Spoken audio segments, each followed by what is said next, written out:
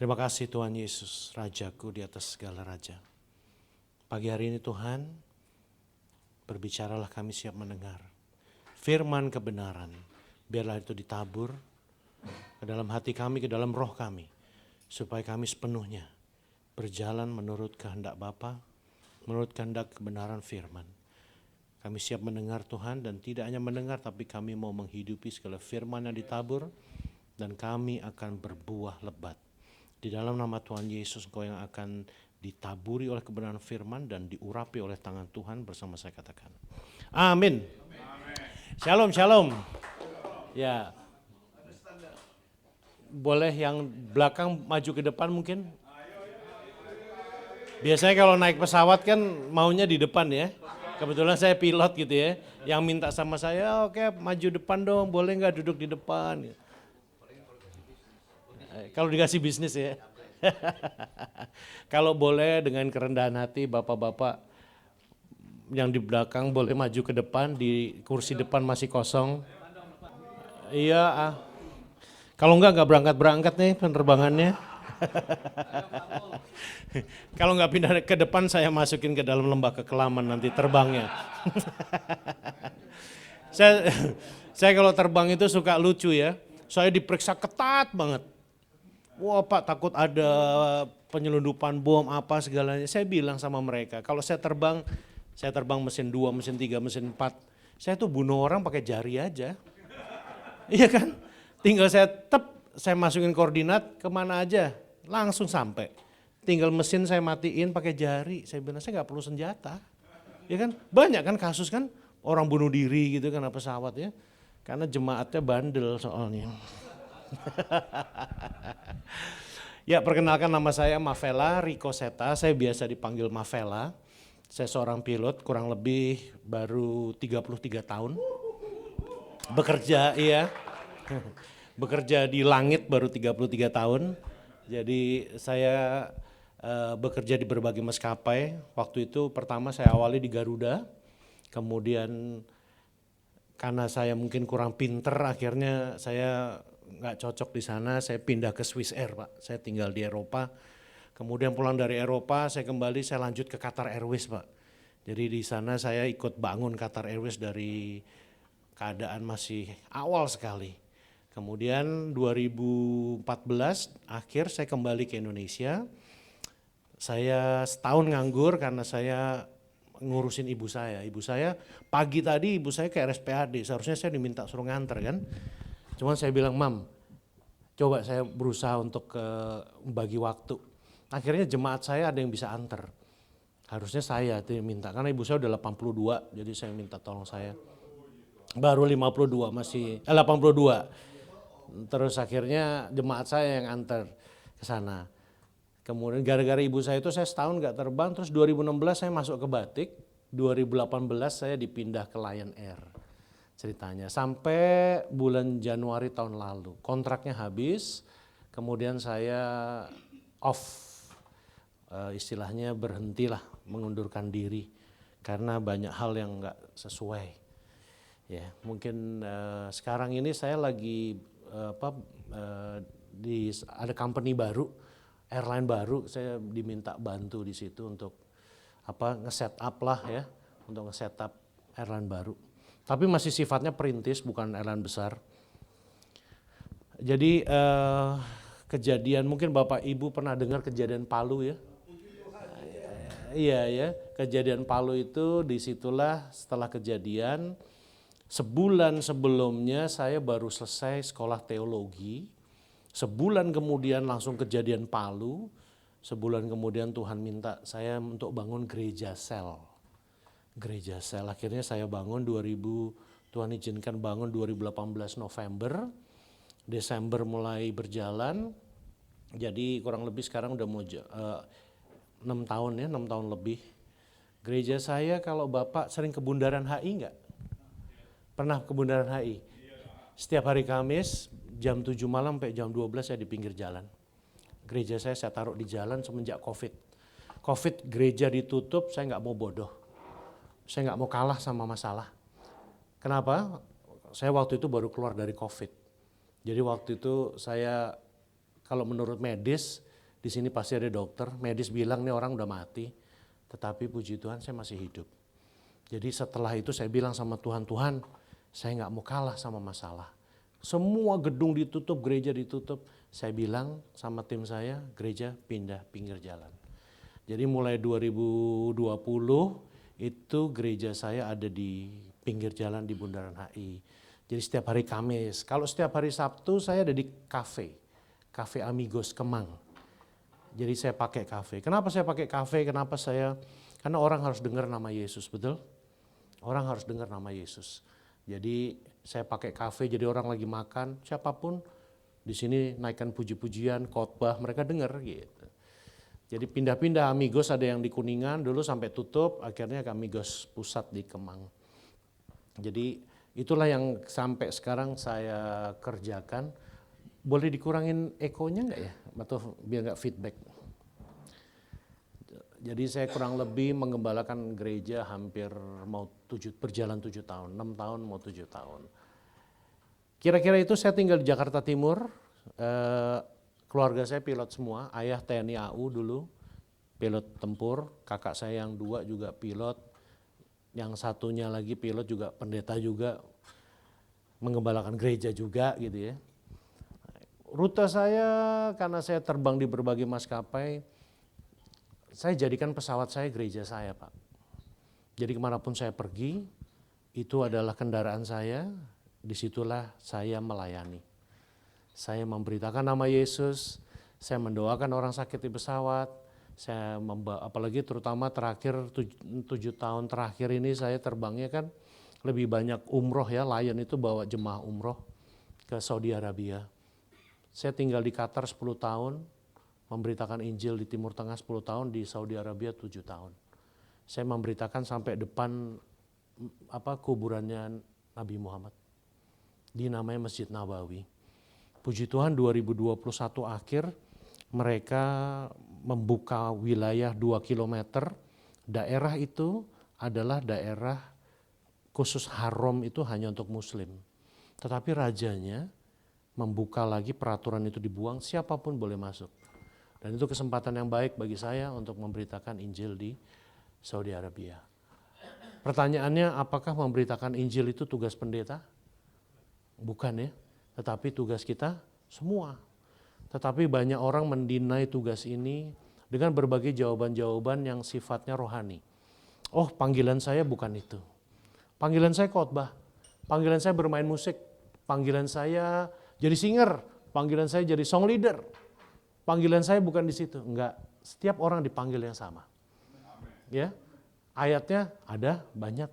Ya, justru dengan talenta kita memberitakan perbuatan dia yang besar. 1 Petrus 2 ayat 9. Bisa buka sama-sama atau bisa ditampilin ya? 1 Petrus 2 ayat 9. Problemnya banyak anak Tuhan malu ngomong Yesus. Saya kasih contoh. Saya tadi naik Grab. Setiap saya naik Grab, itu jadi gereja saya. Saya nggak mau orang tidak dengar nama Yesus. Setiap naik Grab, saya pasti beritakan Injil. Mereka menolak, nggak apa-apa. Karena mereka harus dengar nama Yesus. Karena nama itu yang satu-satunya menyelamatkan. Jangan malu Bapak Ibu.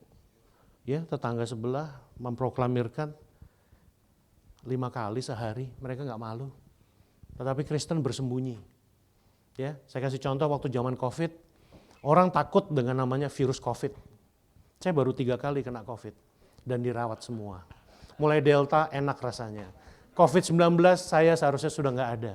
Tetapi pada saat saya sakit, batuk berdarah, batuk nggak berhenti ya di rumah sakit, sebelah saya namanya Muhammad Renaldi. Dia masuk duluan sehari sebelum saya keadaan masuk itu keadaan tidak sadar, saya bangun sudah di situ. Di situ Tuhan gerakkan saya untuk tanya, tapi keadaan saya parah ya, saya nggak bisa ngomong kan, oh namanya siapa? Coba pakai oksigen gitu. Namanya Muhammad, oh iya.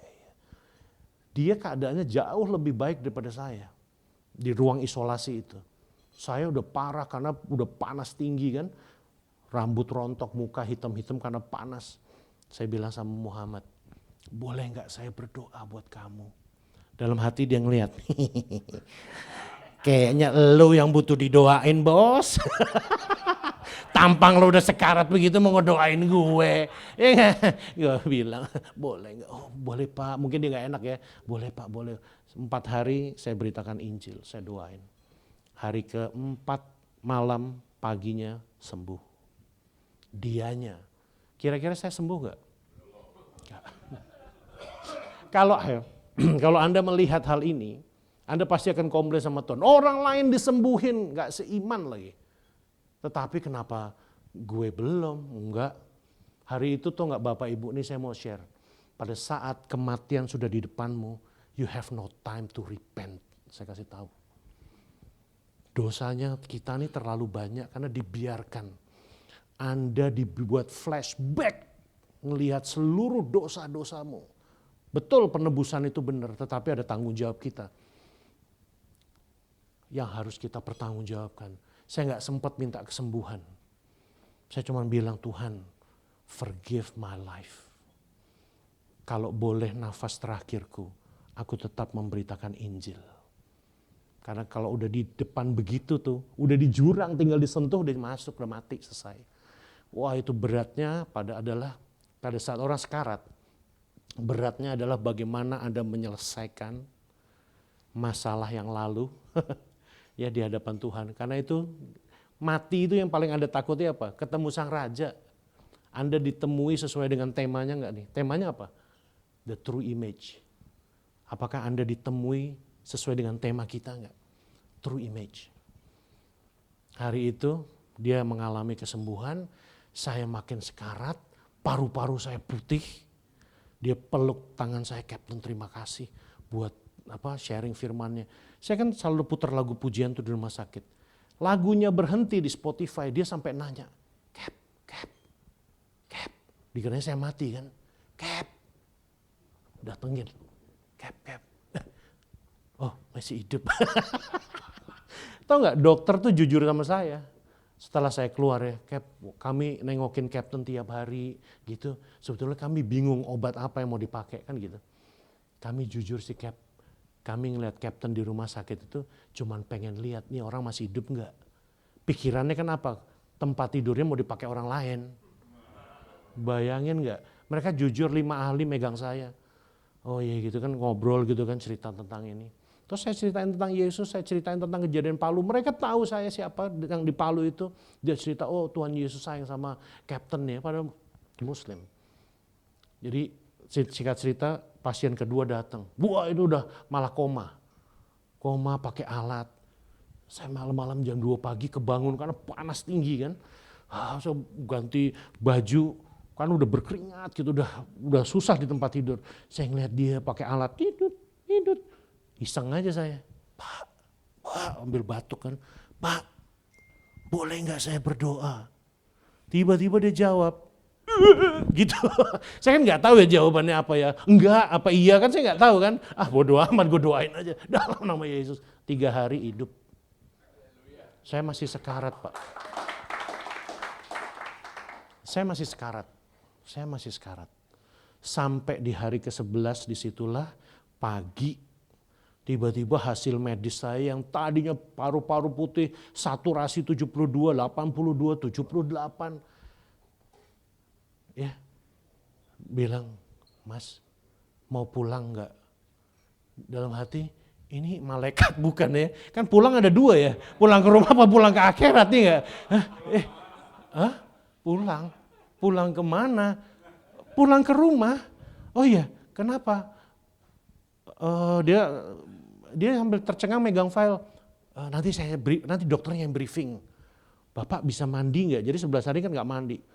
Mandi, coba nanti jam 2 mandi. Saya mandi, selesai itu, saya bisa berdiri ternyata. Udah, saya dibawa keluar briefing. Cap, dokternya bilang this is a miracle. Karena 10 hari file Anda tuh udah dibawa rata-rata. Dokter bilang, saya ini punya feeling kalau 2 hari ini orang mati gitu. Wow, jadi kami tuh bingung lihat file Captain gitu. Dan itu singkat cerita, dimanapun saya berada, keadaan apapun, tidak boleh kita tidak memberitakan Injil. Gitu ya, itu baru COVID pertama, kedua, ketiga, aduh luar biasa rasanya. Ya, saya nggak divaksin sampai sekarang, cuman sekali. Itu pun antibody saya waktu itu, padahal saya A+ yang paling jelek. Ya, mungkin dikasih anugerah antibody ilahi bisa ngelewatin. Saya ngerawat ibu saya sendiri COVID. Saya ngelawat pengungsi Afghanistan ada 4-5 di apartemen saya. Saya kena yang kedua. Setelah mereka sembuh, hari ke-9 saya kena. Delta pula lagi kan. Kenapa saya harus rawat orang tua saya? Semua rumah sakit penuh. Yang bayar aja ngantri. Tetapi di situ saya diuji. Apakah kamu mengasihi? Tuhan tuh ngajarin kan, tidak ada seorang sahabat, tidak ada kasih yang lebih besar daripada seorang sahabat yang memberikan nyawanya. Itu bukan gambaran dari Yesus saja, tetapi kita juga sama. Hari itu aku ditanya, ini bukan sahabat kamu, ini mama kamu. Waduh. Saya di apartemen, saya isolasi mama saya nggak punya alat, rumah sakit ngirim saya APD. Sampai rumah sakit Persahabatan, saya dirawat dulu, tahu ngirim saya APD. Saya bilang saya pakai masker, ya udahlah. Tuhan mau lihat apakah aku benar-benar mengasihi dengan nyawaku. Karena orang kalau cuma ngomong ngasihi secara teori, ngasih buat baik, ngasih uang biasa. Have you ever loved someone with your life? Itu yang Yesus ajarin. Well, kita talk about the true image. Itu selalu bicara tentang gambaran dia yang hidup di dalam kita. Akhirnya pengungsi, saya melayani pengungsi Afghanistan, satu Jabodetabek ini ada 13.800 orang.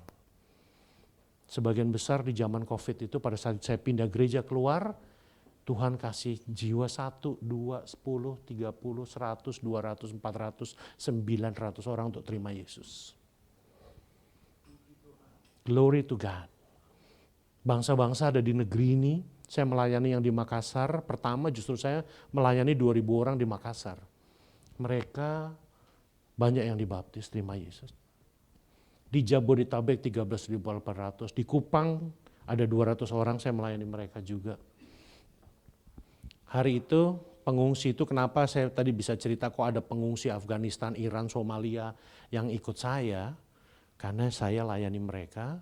Akhirnya mereka kena COVID, akhirnya saya pelihara sendiri mereka.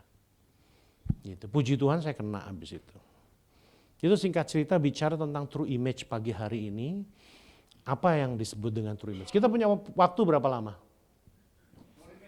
Wah, ini keren banget. No limit ya? Ini Bapak Dewan-Dewan ini bagaimana? No limit? Aduh, ya secepatnya lah ya, pengen pulang juga kan. Kalau saya sih bebas. Jadi Bapak Ibu, apa sih yang dimaksud dengan true image? Kalau kita baca ayat ini, tetapi kamulah bangsa yang dikasih 4 jabatan oleh Tuhan. Tetapi kamu adalah bangsa yang terpilih, imamat yang rajani, bangsa yang kudus, umat kepunyaan daripada Elohim itu sendiri. Supaya kamu memberitakan perbuatan-perbuatan yang besar dari Kristus, dari Dia.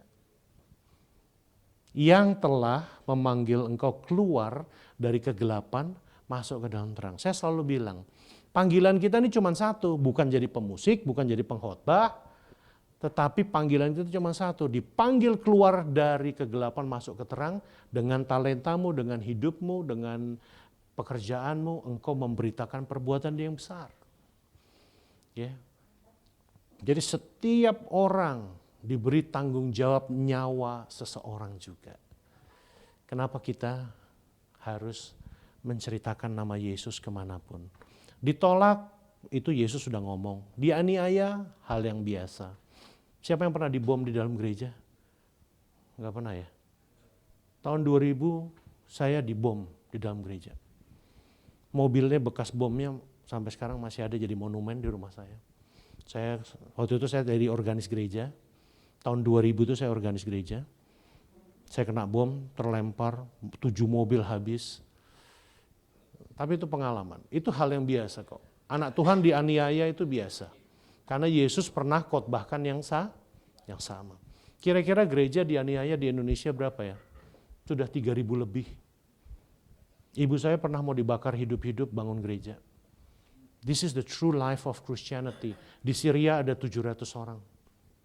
kemarin. Bahkan sekarang udah lebih masuk ke 1000-an lebih. Di Kongo 70 orang dibantai. Di Poso, ya Tentena saya ke sana, 8 orang potong kepala. That's the price when you follow Jesus. Tetapi pertanyaannya begini, murid-murid Yesus waktu dia mati pun memberitakan Injil, mengalami penganiayaan, betul atau tidak? Yes. Kira-kira yang di benaknya dia apa, Pak? Yang di benaknya murid-murid? Pasti apa yang di benaknya Yesus juga, toh? Kira-kira apa yang ada di benak Yesus? Kenapa Injil harus diberitakan? Supaya Bapak Ibu di meja ini selamat. Kita pun meneruskan legacy daripada Kristus Yesus untuk memberitakan nama Dia kemanapun. Karena itu yang akan dinilai sama Tuhan. Waktu murid-murid Yesus dibantai habis-habisan, pertanyaannya, apakah Tuhan Yesus nolong? Tuhan Yesus ngelihat dari surga, murid-murid itu dalam keadaan senang dan senang dan duka, selalu bersama Yesus. Sahabat-sahabat mereka, bahkan Yesus bilang sama ibunya, ibu ini anak-anakmu. Betul kan? Betul apa tidak? Betul kan? Yes. Tetapi pada saat mereka dieksekusi, kira-kira Tuhan Yesus nolong apa enggak? Enggak. Kenapa? Karena murid-murid proud, penuh dengan kehormatan, aku mati bagi rajaku. Supaya orang lain beroleh hidup. Yes. Anda dan saya harus di situ kalau kita ngomong the true image of God. Amin. Kira-kira tema ini dikasih, yang memberi tema ini siapa? Apakah kita benar-benar bisa memiliki gambaran daripada the true image of God itu? Kira-kira bisa atau tidak? Ada 2 komponen yang membuat Anda bisa atau tidak sebetulnya. Dosa, selama Anda dan saya masih hidup di dalam dosa, kita nggak akan pernah sampai di situ. Padahal image atau gambaran daripada Tuhan itu diberikan. Bukan sesuatu yang harus kita kejar. Kekudusan dikejar apa diberikan? Diberikan. Kemuliaan diberikan apa dikejar?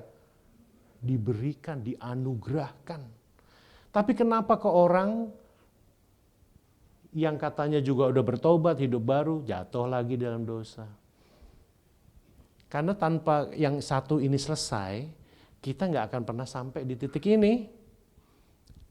Tuhan udah buka jalan sampai ke surga. Yang menentukan kita bisa sampai di depan pintu gerbang surga siapa? Kira-kira siapa?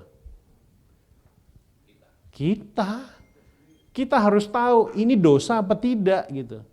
Pertanyaannya, sejauh apa dosa itu masih penting bagimu? Sejauh apa dosa masih harus ada di sekitar kita atau dalam hidup kita? Cuman itu aja, coba pikirkan. Kalau Anda dan saya anggap dosa itu masih penting, ya kita akan hanya jalan di tempat. Kita nggak akan jalan forward sama Tuhan. Betul? Perjuangan kita bukan merawat darah dan daging, tetapi melawan pemerintah-pemerintah dan pengusaha-pengusaha. Salah ya. Maaf, just kidding. Ya, enggak ya. Di sini enggak ada, di sini anak Tuhan semua ya. Amin ya. Iya. Iya loh, benar. Iya kan. Sejauh mikir, pertanyaannya gini loh. Yang menentukan Anda, kekudusan tidak perlu dikejar lagi, sudah diberikan. Tetapi nikmati dan pelihara dan hidupi. Bapak Ibu tadi kesini mandi apa tidak? Mandi kan? Sempat main di comberan enggak? Kenapa enggak, Pak? Karena kotor ya, Pak ya? Iya. Kecomberan enggak mau, tapi dosa jalan terus. Eranya COVID. Orang ngumpet, orang takut, gereja tutup, gedung tutup. Kenapa? Takut virus COVID. Tapi virus dosa jalan terus. COVID cuma bunuh daging. Tetapi dosa membinasakan totalitas daripada kita.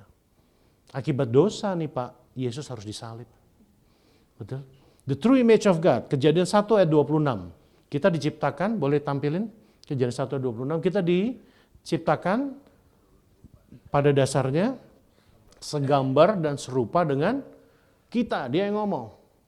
Ya, berfirmanlah Elohim atau Allah, baiklah kita menjadikan manusia menurut gambar dan rupa kita. Supaya mereka berkuasa atas ikan-ikan laut. Ya. Kejadian 9 ayat 6. Kalau kita bicara tentang gambaran daripada dia, itu yang sebetulnya diberikan kepada Anda dan saya. Tidak ada di agama lain. Seorang pencipta dan yang diciptakan menjadi segambar. Nggak ada.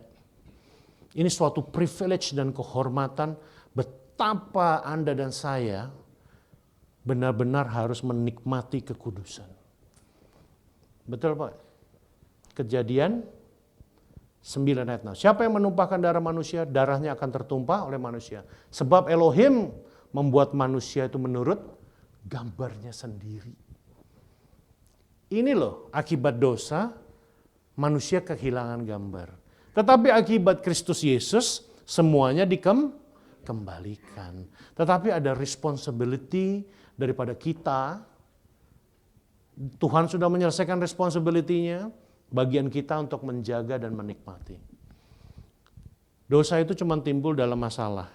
Kalau proyek nggak bisa, kan sekarang Indonesia lagi kena nih kan. Tapi bayangin nggak, teman saya bertobat.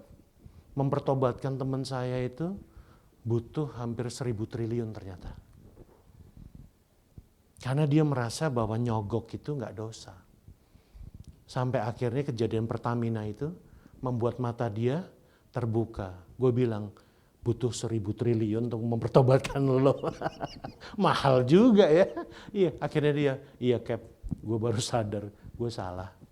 Betul nggak? Dosa itu muncul kebanyakan oleh apa? Karena kita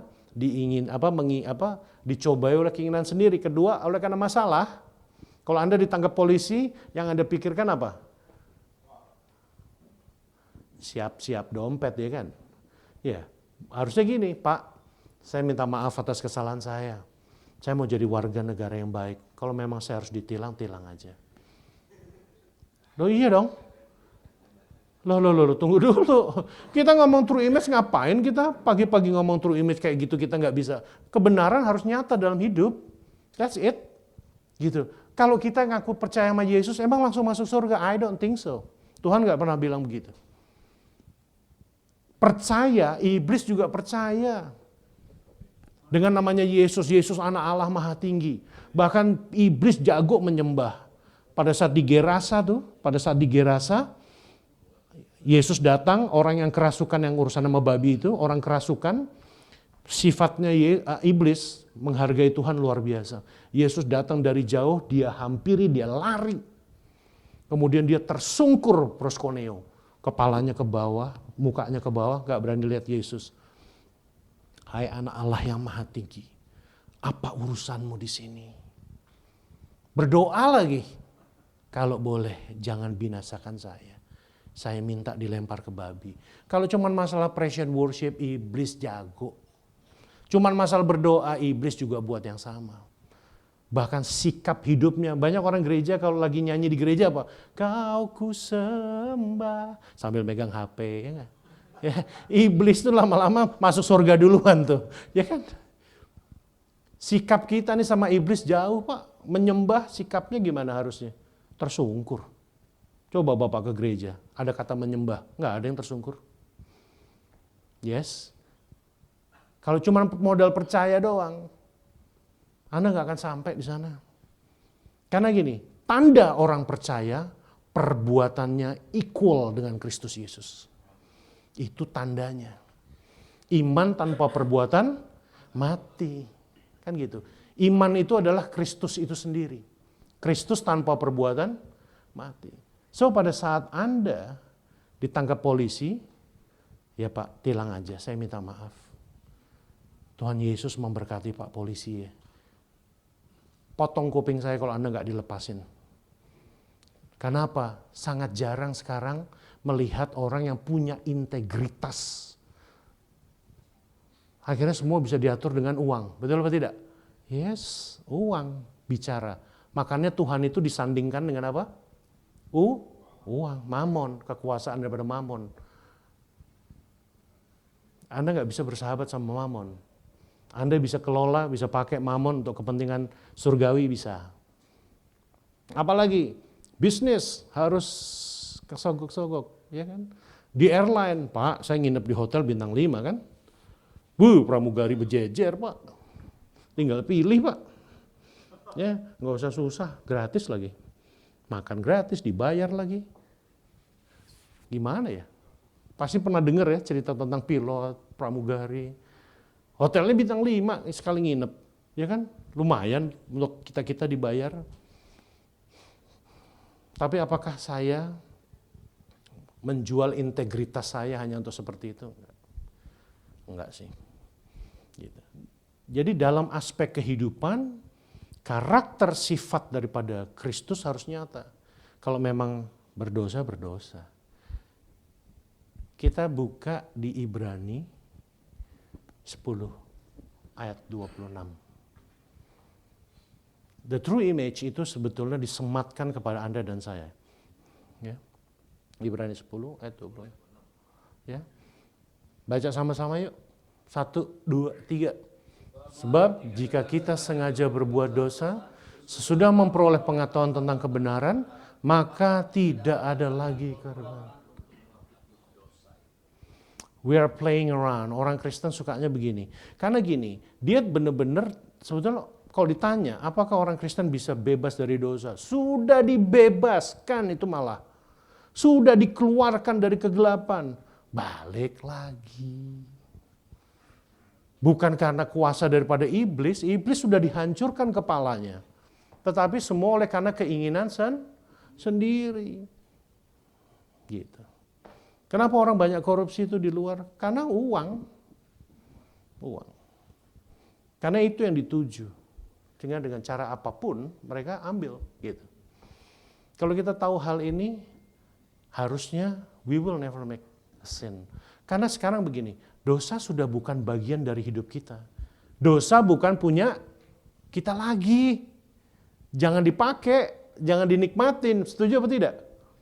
Iya. Kira-kira berhenti dari gini, belajar firman butuh proses apa tidak?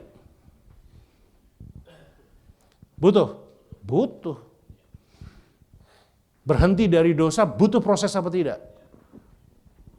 Siapa yang butuh? Enggak, Pak. Berhenti dari dosa itu keputusan, Pak. Murid yang mau dirajam, perempuan yang mau dirajam sama ahli Taurat, akhirnya nggak jadi dirajam. Yesus bilang, ada yang lemparin kamu apa enggak? Enggak ada. Saya pun juga enggak, kata Yesus. Pergilah dan belajar untuk tidak buat dosa. Enggak, Yesus enggak ngomong gitu. Dia bilang apa? Belajar, dia bilang pergilah dan jangan. Anda tahu enggak harga yang harus dibayar akibat dosa? Sampai Yesus harus dipaku. Kalau kita tidak bisa menghargai kematian Yesus, maka kita akan dikubangan terus. Kita ini cuman kebanyakan anak Tuhan berselubung dengan baju-baju rohani. Actually dirinya tidak pernah mengalami perubahan. Saya kasih pertanyaan kedua. Iman bisa nggak bertumbuh, ya kan, di dalam diri kita kalau masih ada dosa?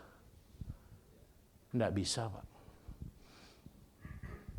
Selama dosa masih melekat sama kita, iman nggak akan pernah tumbuh, Pak. Yang tumbuh cuman pengetahuan tentang firman. Kayak ahli Taurat, hafal firman, titik, koma, tapi jalanin nggak. Kebanyakan dari kita seperti itu. Kenapa? Kalau ini makanya pembahasan hari ini butuh 6 jam. Oh enggak, bercanda. Simple, true image of God. Apalagi yang kau dapat pada saat Yesus menebus hidupmu? Kan sudah lagi mau Paskah. Apa?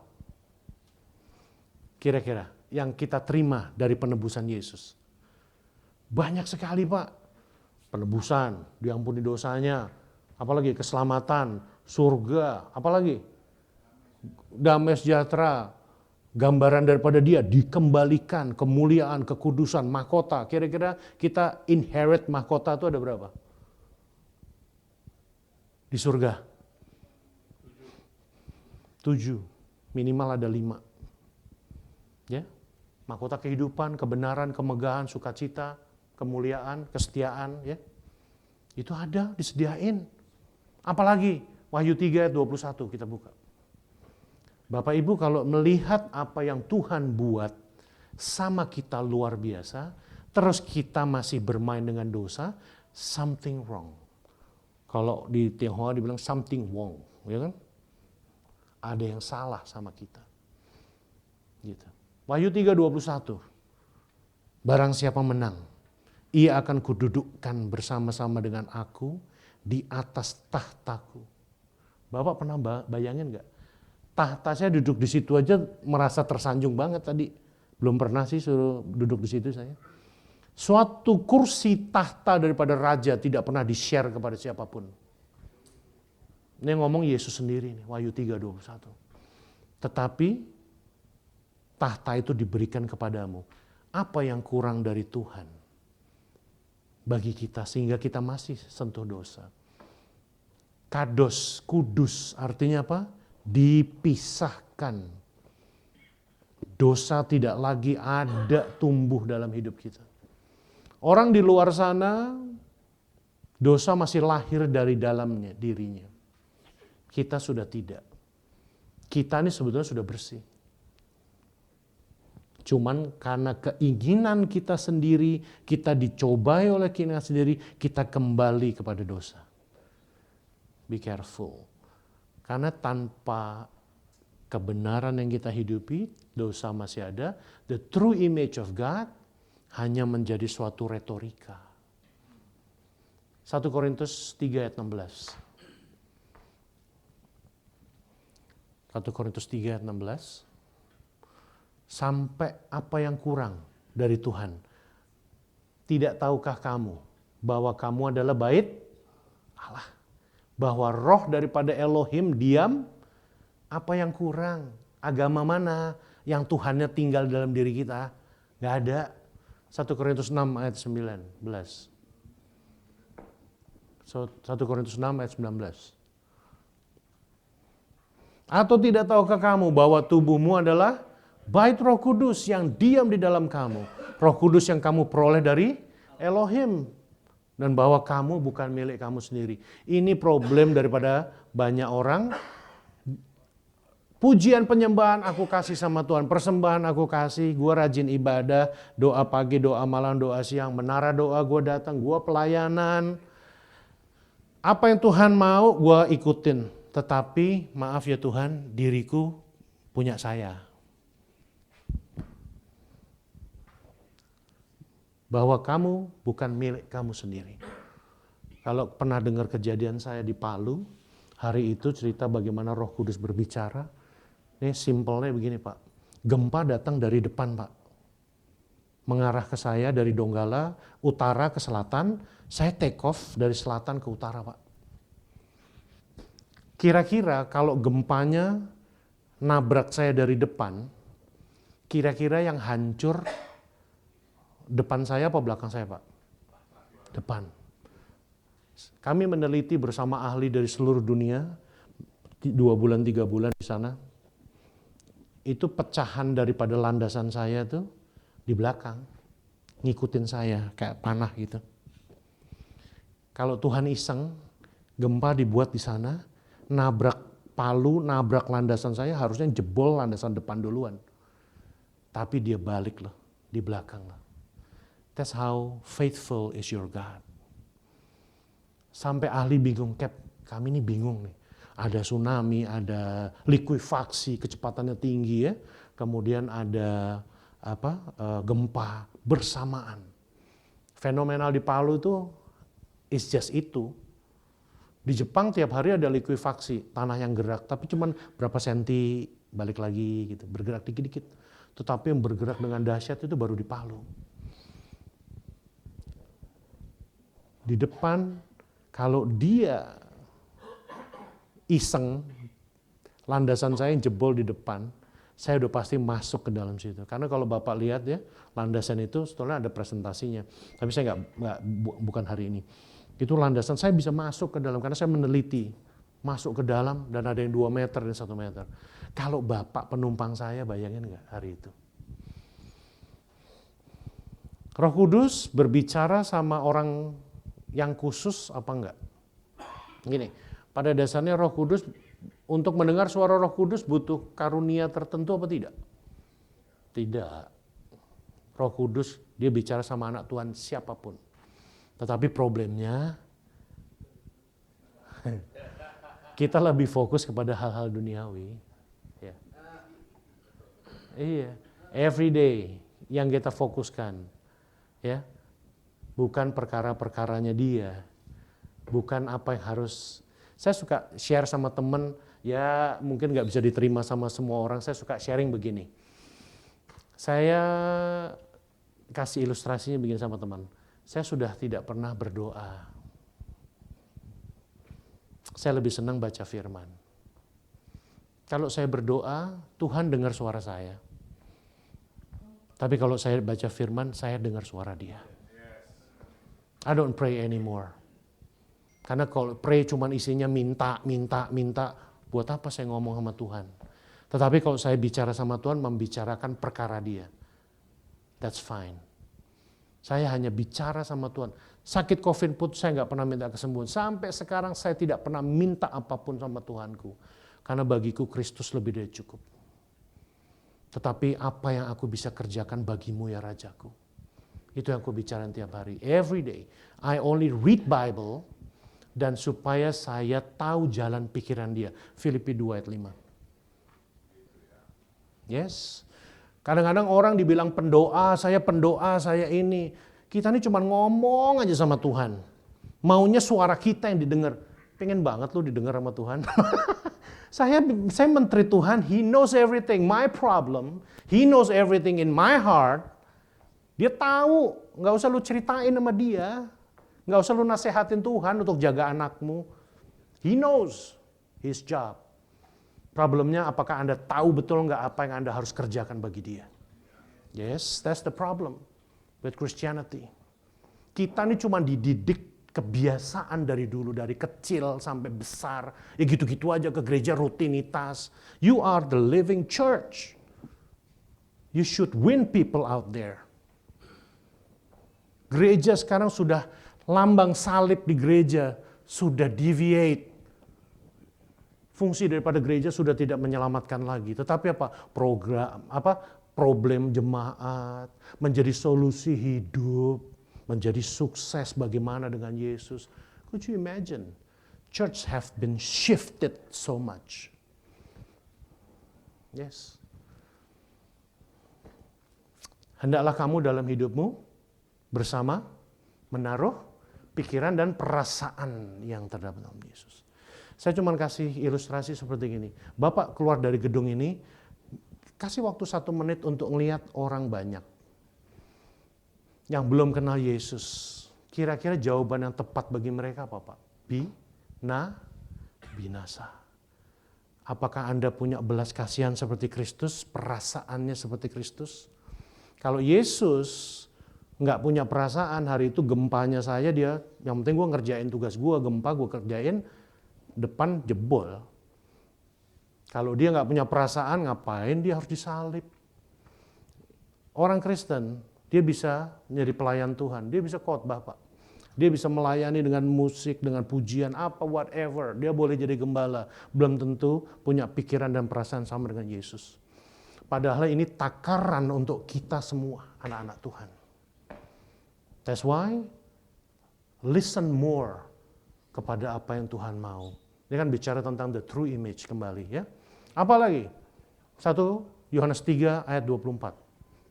Supaya kita tahu betul gambaran daripada Kristus Yesus, daripada Roh Kudus itu diletakkan dalam diri kita. Ya rohnya, ya dirinya. Betul? 1 Yohanes 3 ayat 24.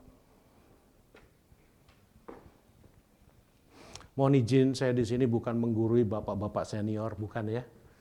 Kita sama-sama. Yuk. Barang siapa menulis segala perintahnya, ia di dalam Elohim. Elohim atau Allah di dalam Dia. Dan demikianlah kita ketahui bahwa Elohim atau Allah ada di dalam kita, yaitu roh yang telah Ia karuniakan kepada kita. Ini sesuatu yang privilege. Ini ayat-ayat yang seperti ini yang membuat saya nggak pernah doa lagi sama Tuhan. Thank you Jesus for everything. Saya nggak pernah minta apapun. Kalau aku sakit, apa yang aku tetap bisa buat bagi Rajaku? Sekalipun aku susah, aku akan tetap kerjakan. Karena bagiku, rohnya ditaruh dalam diri kita itu suatu kehormatan. Betul? Yes. Apa lagi? 2 Korintus 3 ayat 18. Kembali kepada suatu gambaran. 2 Korintus 3 ayat 18. Gambaran daripada Tuhan dan kita semua mencerminkan kemuliaan Tuhan dengan muka yang tidak terselubung. Artinya apa? Bukan oleh karena peraturan, bukan karena Anda berupaya untuk Anda supaya Anda terlihat rohani, bukan ya. Tapi karena kemuliaan itu datangnya dari Tuhan yang adalah roh, maka kita diubah menjadi serupa dengan gambarnya. Ini adalah Anda dan saya. Tetapi problemnya kita banyak yang nggak mau menghidupi hal ini. Tapi saya yakin di sini nggak ada ya. Nggak ada yang ngaku. Enggak. Ya Pak ya, jangan stres-stres amat Pak. Ya. Apalagi Roma 8 ayat 29. Gambaran itu ada padamu, gambaran daripada Kristus, pikiran, perasaan daripada Kristus diletakkan kepada dirimu. Banyak orang doa sama Tuhan Yesus supaya bisnisnya, pekerjaannya, apapun berhasil. Yes, setelah berhasil, ngapain? Ya, kalau orang kaya di Indonesia misalnya duitnya tuh kan sampai sekarang ada yang 1.000 triliun tuh. Hidup 1% aja masih berapa Pak? 10 triliun ya. Ngabisinnya gimana ya Pak ya? Saya bingung sampai sekarang. Kalau yang 99% diberikan untuk bangun rumah sakit gratis. Saya kebetulan sudah 6 tahun bangun air di NTT. Saya membangun air untuk provinsi NTT dengan harta dan uang saya yang ada aja. Saya nggak pernah minta-minta. Apa yang ada saya berikan. Jadi kalau ditanya Bapak kok nggak punya mobil ya, udah saya jual. Supaya orang di NTT bisa punya air. Bapak harus tahu di NTT itu air sangat susah. Pada saat saya diangkat menjadi salah satu anak sulung, saya dikasih tanah di NTT for free. Tapi saya kembalikan sama mereka, saya kasih bibit, Anda bercocok tanam, air sudah punya. Nggak usah ucapin terima kasih. Saya nggak pernah bawa nama gereja, saya nggak pernah bawa nama yayasan. Saya cuma bilang, kamu harus ingat siapa yang mengutus aku ke sini, yaitu Yesus Kristus. Anda nggak perlu ingat saya. Saya bangunin air dengan apa yang saya punya. Saya bangun, mereka bilang begini, Captain, kami tidak pernah punya air semenjak dunia dijadikan. Yes. Seluruh provinsi ATT, kabupaten pulau saya masuk. Timor, Saburai Jua, Rote, Alor, Flores, terakhir Sumba. Every day hidupku hanya untuk ngasih air mereka. Saya bilang, daerah yang Muslim, saya nggak tutup-tutupi. Saya bilang, saya kesini, diutus sama Tuhan Yesus. Saya disuruh bantu air, kamu mau terima apa tidak? Iya, Mbak, mau. Giliran mau, 4 hari kemudian saya diserang sama MUI. 25 orang datang. Oke, suruh pergi dari daerah itu. Fine, saya tinggal barang-barang, pakai aja. 2 bulan kemudian yang nyerang saya mati, Pak. Imam masjidnya nelfon saya, Kapten, kami mau minta maaf. Kenapa? Waktu itu kita jadi konflik waktu itu. Ya, terus Bapak boleh lanjutin. Oh, boleh. Oh, bagus dong, puji Tuhan. Kapan mulai? Secepatnya aja, Pak. Kami nggak pingin terjadi seperti Bapak yang waktu nyerang Bapak itu. Mati mengenaskan, Pak. Oh, yes. Saya masuk ke daerah muslim, saya tawarin. Saya kesini bawa air. Tapi bukan air, saya bawa air hidup dan kamu harus kenal Yesus Kristus. Daerah Kampung Quran, Oekam.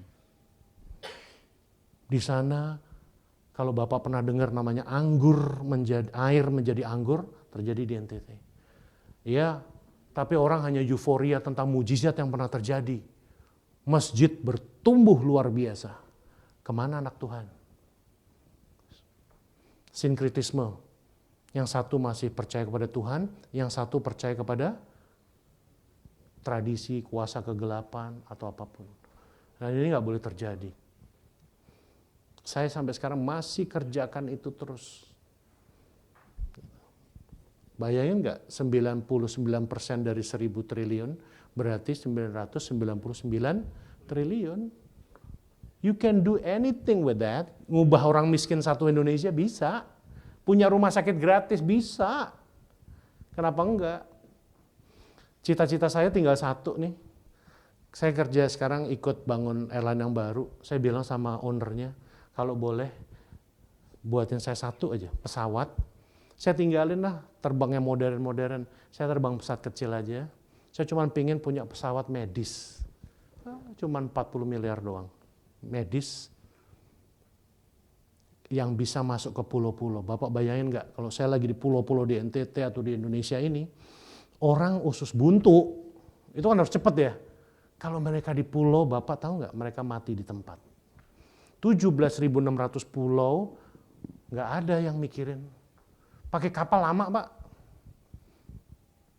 Cita-cita saya cuma itu. Saya pengen punya satu pesawat yang bisa isinya portable medic. Tim konsisten masuk ke pulau. Pakai kapal, pesawat amfibi. Cita-cita saya cuma itu. Kalau masih diizinkan sama Tuhan. Gitu. Saya ke pulau-pulau ngelihat mereka sulit sekali hidupnya. Kita bisa ngomong Yesus di tempat yang enak seperti ini. They don't. Jadi pada saat habis. Oke, time is habis. Ya. Jadi saya simpulkan kalau kita lihat bahwa mereka akhirnya meninggalkan iman mereka. Nias mentawai kami ke sana karena orang tawarkan. Mereka punya duit triliunan, Pak, untuk menghijaukan Indonesia. So, hopefully the true image of God itu menjadi bagian dari hidup kita. Ya, supaya kita pun juga apa yang kita miliki kita bisa salurkan seperti tadi Bapak yang tadi ya, berikan kepada mereka yang membutuhkan gitu.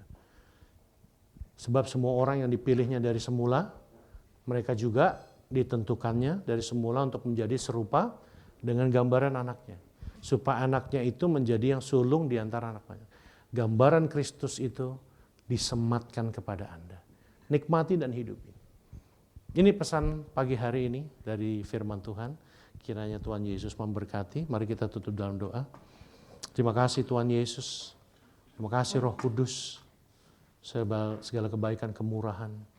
Apa yang Tuhan telah berikan lebih dari cukup. Kami anak-anak-Mu di FGB, MFI ini Tuhan. Menyerahkan diri kami masing-masing. Untuk supaya kami diutus, kami dipakai oleh Tuhan.